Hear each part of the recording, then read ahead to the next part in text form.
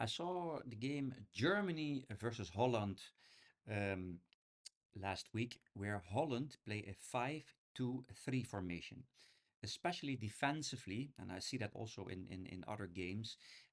How can you exploit that system as an opponent? And Holland was struggling with keeping control of Germany, and I will explain why. You see here Germany playing a 4-2-3-1 or 4-4-1-1, however you want to call it, not so important. And Holland playing a 5-2-3 formation. Now, what is important is those two midfielders.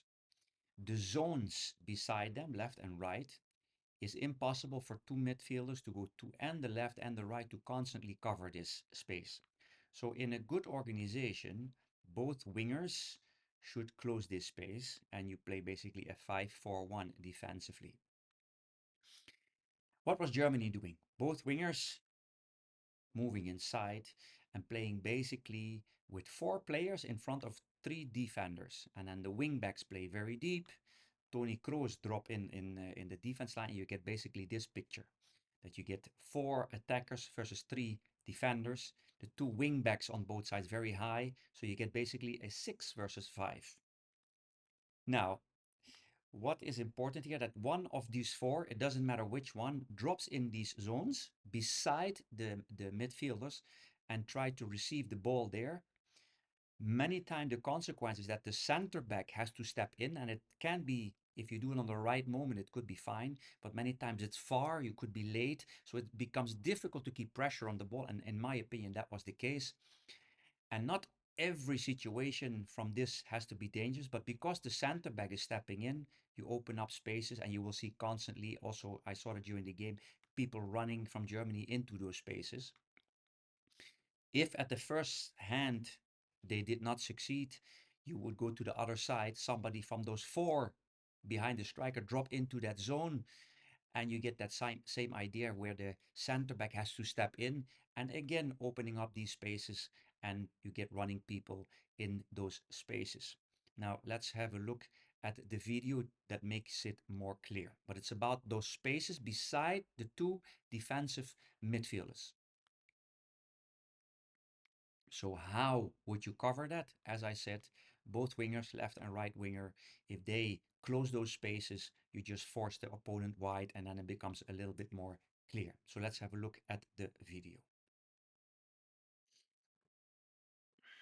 So let's have a look first at the formations. Germany 4-4-2, 4-2-3-1, however you want to call it. Holland 5-2-3. Now, mostly the first half, Holland had big problems to control these both zones beside the defensive midfielders because the wingers were not closing that well. And we'll see that in a bit. We'll see an example where they're doing it well, and then after, where when they are open, they struggle to cover those spaces. Now, in this case, you see a lineup where the four attackers and the wingers from the side playing inside, and you create a 4 versus against 3 center backs. That already is difficult, but how do you close that? How do you cover that? By those wingers playing very tight, and you force your opponent to play wide, and it becomes more predictable. So in this case, no problem, nicely tight. So you force wide, and everyone steps to his opponent, and it is clear organization. But Holland did not do that during the first half constantly. They were struggling, and many times the following happened. So again, it's about those players, those four behind the striker, dropping into those spaces that you see here. Then the consequences was that the center back will step in. Now I stop it here. See how far the center back is. He has to go all the way even to the opponent half.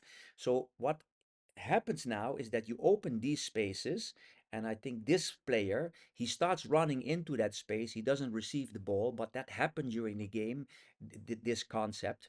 The player with the ball doesn't see him now, but this was the issue. You cannot keep full pressure. Now they go to the other side. You get exactly the same situation. You see how far the center back is from the player that drops in.